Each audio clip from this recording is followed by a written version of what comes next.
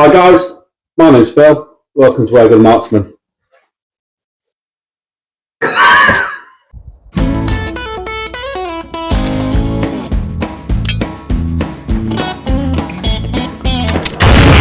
sunshine, I'm time to know, yeah.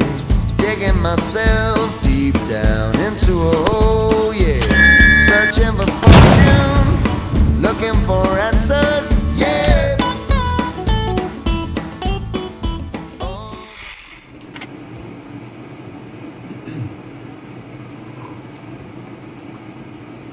Right.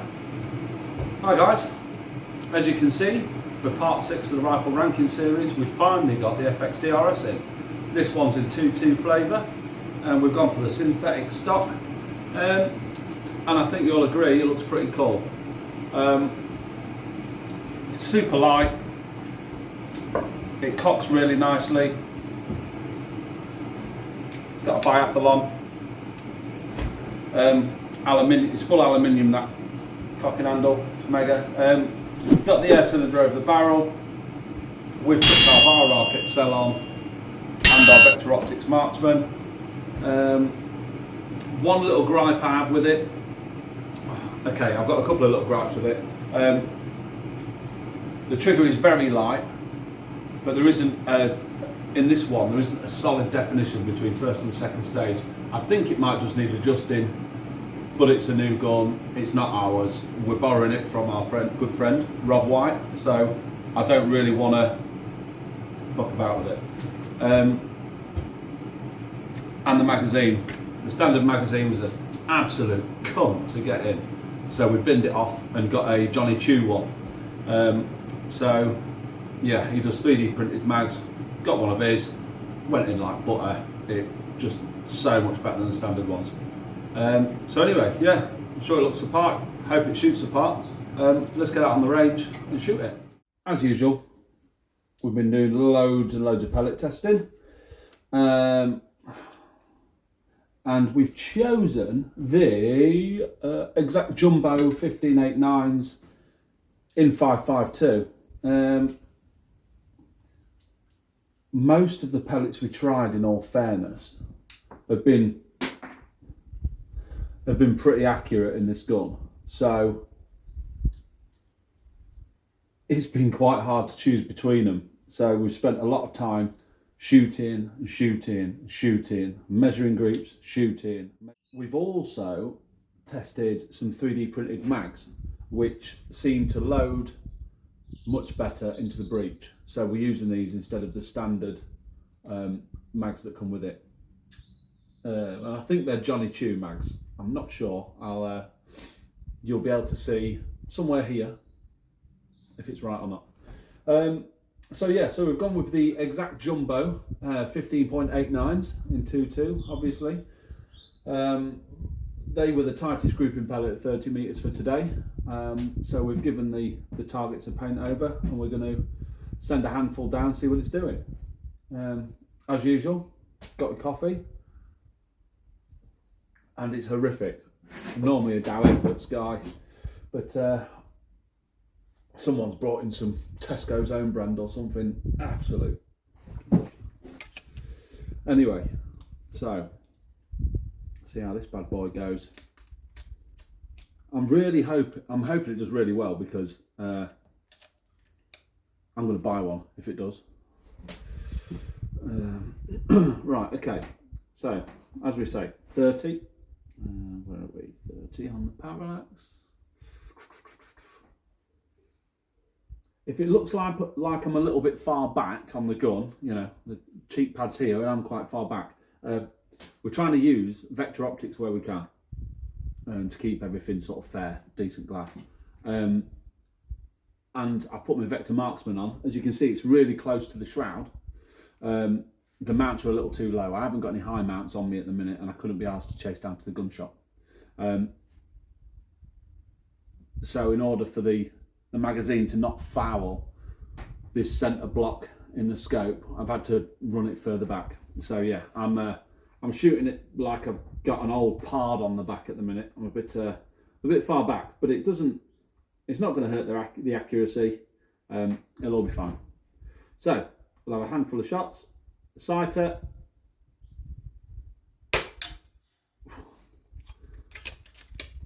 So it's slightly breezy today, as it is most days down here.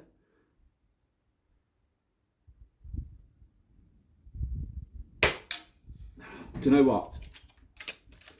This trigger is really light, and the second stage comes up immediately after feeling the trigger.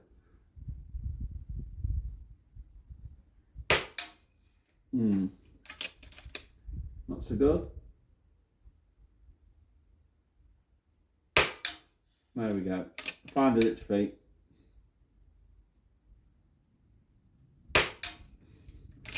Like two little distinct groups there.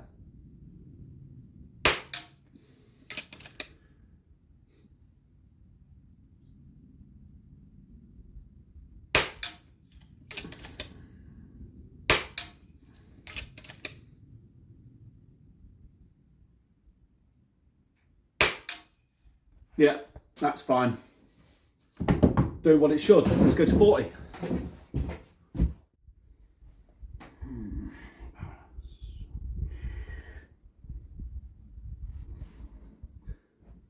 Give it a sighter, I'm guessing about a mil.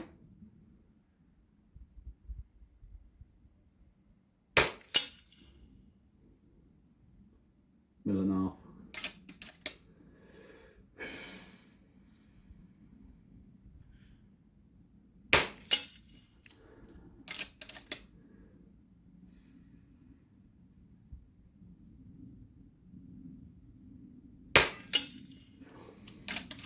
Laser beam.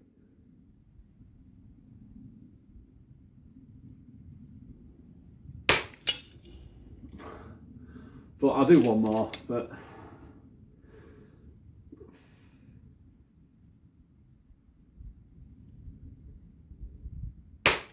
I pulled that one. But yeah, you can see there, it's just back it one more. I'm out.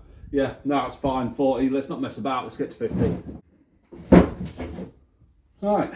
So, like I said before, we're using the exact jumbos in 552. It also, like the Hades, in 550. So, given they're both made by JSB, then the lead composition will probably be the same, more than likely.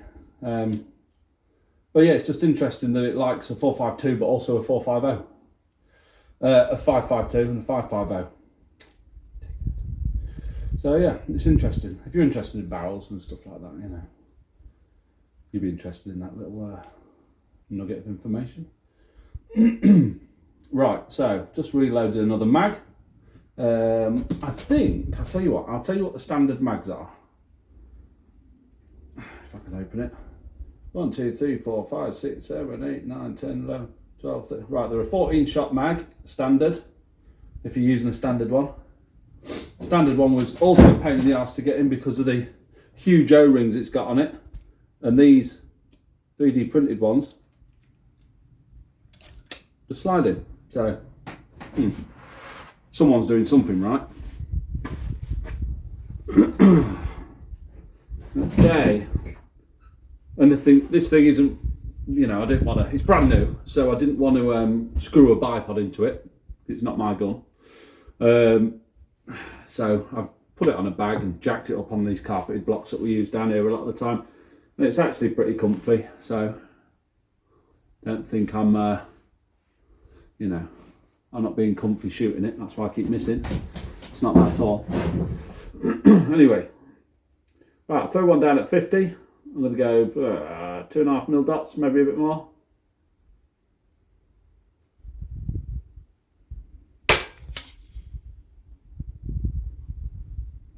Oh. 3.5. And a little bit of wind. So, see what it can do.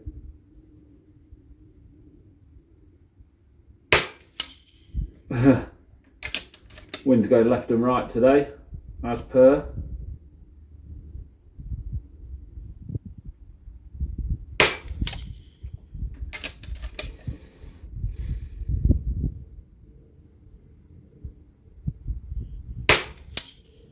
Now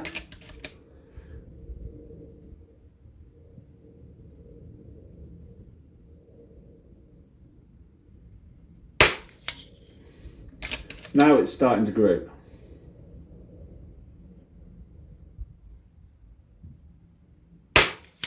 There we go.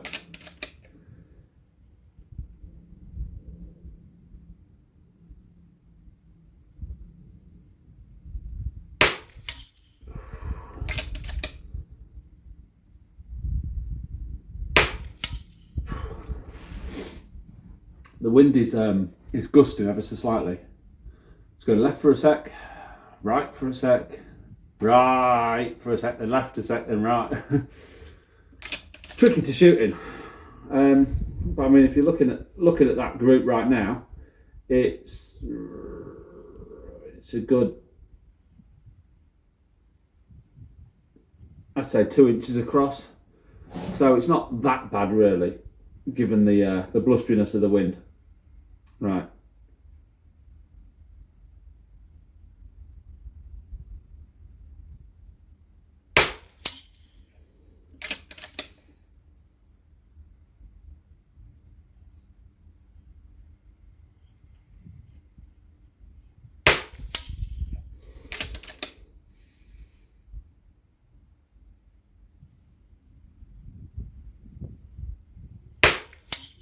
Yeah. When the wind lands right, they're hitting the same spot.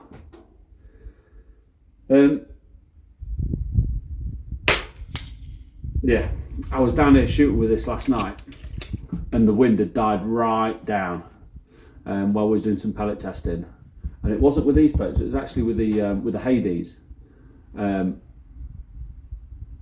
it just same spot over and over and over. It was nearly boring.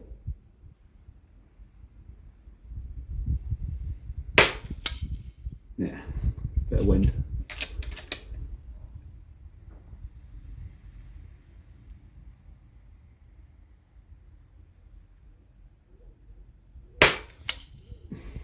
That went low then high. It's hard to get across to you guys what the wind's doing, but I'm watching all the wind indicators go from left to right, and then every now and then I'll feel a rush of air on my face, and then from the back, in the shed we've got a big open back door, so you can feel it coming through. But yeah, I mean that's a group at 50. It's got a couple of flyers. Let's try it at 60. Right, so we'll fling a bunch down at 60.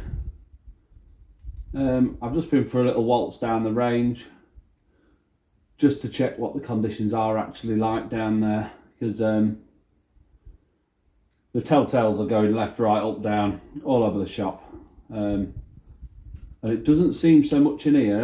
Every now and then I'll get hit in the face with a bit of a draft, but down there it is actually relatively windy, which would explain the shit show at 50, and possibly the one that's about to take place. So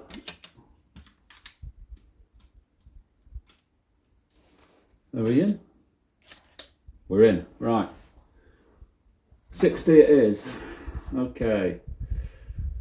4.5 mil dot, should we say? No, 5.5.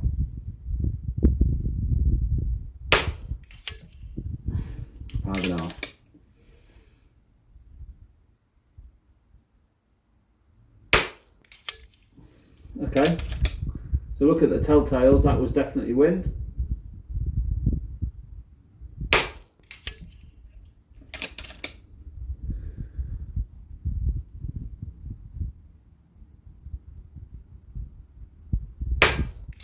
Oh, there's a velocity drop there.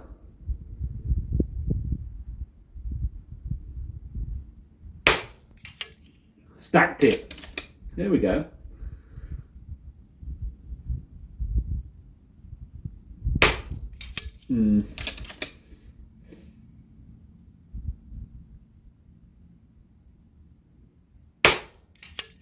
Nice.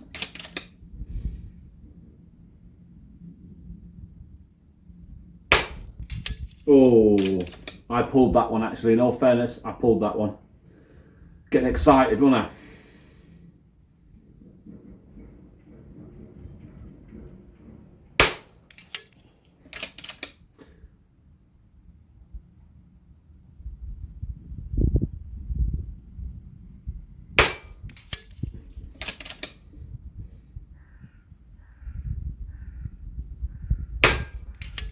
Yeah, that's it. I'm quite impressed with that group. This is also, it's a friend of the show. It's our mate Rob White who owns this gun. He's only had it a couple of months and he's probably shot it 2 or 3 times, a handful of mags through it. I've shot it more over the past couple of days than Rob has. So in all fairness, it's just getting better with time. So yeah, I'll go down there and turn the other camera off and then we'll go for a look. Magazine out. Stick it on safe, just to be safe. Shift that block out the way. That's fine there. Right. Oh, right, let's go. Have a look. Nip, nip. Right. Oh, the gate. Hang on. Safety first. Right, oh, there's the shed. Oh, there's a slap falling down there. Oh, just there. Better get that fixed. Right. So, if you remember, with it only been a couple of minutes ago, 30 metres was alright. Wasn't the best, but it was alright. So, let's have a look. Yeah, look at that. It's hard to turn my thumb around like that. There you go. But you can see all the pellets there. Nothing special, but not bad. Oh, we're going to have people falling over. Ah, molehill. Right, and then we got on to 40. And if you remember, again, 40 was absolutely stacking, wasn't it? There was one flyer, but it was absolutely stacked. You know, get rid of the flyer. Fingertip group there. That's little finger territory. 1, 2, 3, 4. I don't know if it was 5 and then 1. Either way, mega. It was bloody brilliant. 50. So, if you remember, again, I've said that 3 times today. Probably because I don't ever remember anything. So if you look at the wind indicators, you can probably hear the wind too. It's a little bit gusty, and you can see I've pointed it out before, the hole there where the wind comes through. Okay, so 50. Take the 50 wind indicator out. Doing a bit of blowing, and that was, I think that was a full mag, that was. So you've probably got 30 mil of elevation difference in between all the pellets, and then extreme spread, I'd say about 3 inches, but most of it is just, I mean, there's a group there and it's all over there. I think with the gun being relatively new, the barrel's still, you know, getting a bit of a feeling, you know what I mean? So we'll go down to 60. And I was, after its performance at 50, I was quietly impressed with the 60. So yeah, as you can see, I mean, a big thumb would cover most of the shots, bar those 2.5. So I mean, that people don't like shooting at 60, like killing stuff, but that is a rabbit headshot all day long. All day long. You put a rabbit's eye in the middle of there, you're killing it, whatever. You clearly have to judge the wind and everything, right, you know. But that, and there's one flyer, so yeah. I'd maybe chip his teeth. Depending on what you're using it for. We're not going to go out to 70 today. Mainly with that swirly whirly wind. Seeing what happened at 50, the wind's picked up again now. It's going to be a bit of a pointless show, to be honest. So we won't bother.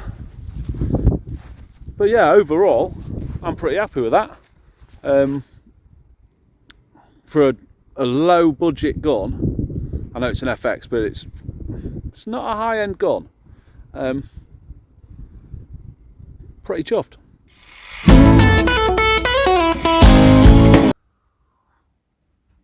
Right, so if you guys recall, it is not just the range results that determine what's a good gun in the rifle rankings or not.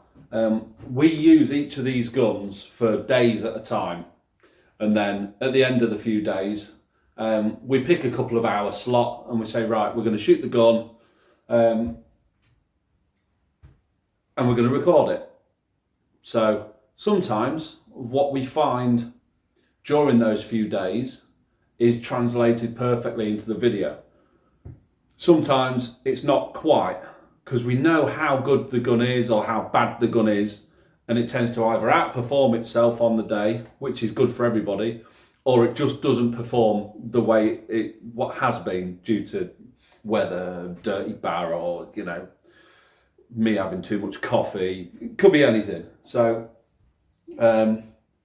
today the DRS has been a little bit like that.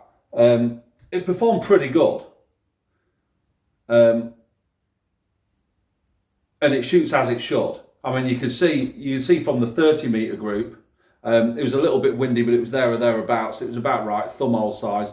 Then at 40, I took 5 pellets down, and it was fingertip size.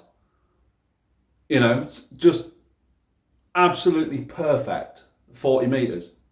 So what else do you want for a sub 12? You know, especially for pesting, hunting, carrying about. The thing's super light as well. So then we think, right, well, if it's mega at 30, amazing at 40, especially in the conditions, try it at 50, and 50 opened up a bit. That's where the weather is on our range. It's 50, we see it all the time. And then 60, it tightened up a little bit again, and it was a mega little group at 60. So what I am thinking is, I'm going to put it just below the Vixen. Yeah, I'm going to put it just below the Vixen. I mean, there's plenty of room for improvement. I can't even get these off. Don't bite your nails, kids. There's plenty of room for improvement with this FX. The standard magazine is shit. I've been told that they've rectified this now.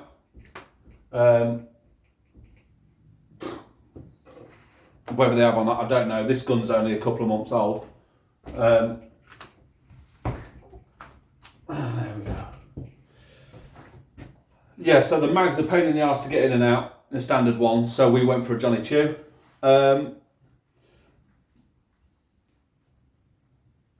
That's the main major gripe, really. Having medium mounts is a problem with the standard mag. If you want the centre bulge of your scope to hover over the middle, you'll need tall mounts. I mean, to be fair, we could have chosen a smaller scope. I put the Marksman on because I love the Marksman. We could have put Veyron on. It's just as clear, the glass, and it's a much smaller scope. It probably would have been better with a compact. It would have been nice if the rail on top was a Picatinny. I know they've gone for a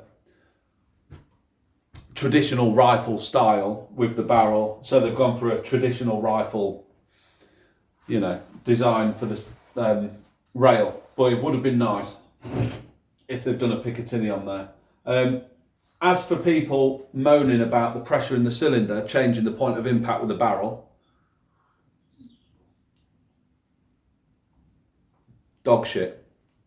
I've not seen evidence of that over the past few days shooting it, so don't worry about it. They've well engineered the whole barrel cylinder setup, so don't worry about it. If that's a concern of yours, don't. These guns are 700 quid. What can you get for 700 quid now? A BSAR 12 is nigh on 1,500 quid. I'd have one of these any day of the week. Same with the air arms. Air arms, S510, nigh on 1,500 quid. Buy one of these and a decent scope. Join your local range and pay them for the whole year and you'll still have change. That's what I'd say. But yeah, it's a brilliant gun. Super light, super accurate. No complaints from me. It's mega on that list. Half the price of the Vixen. Nearly. Just saying. Watch the second-hand market. Give it a year or two, there'll be 500 quid.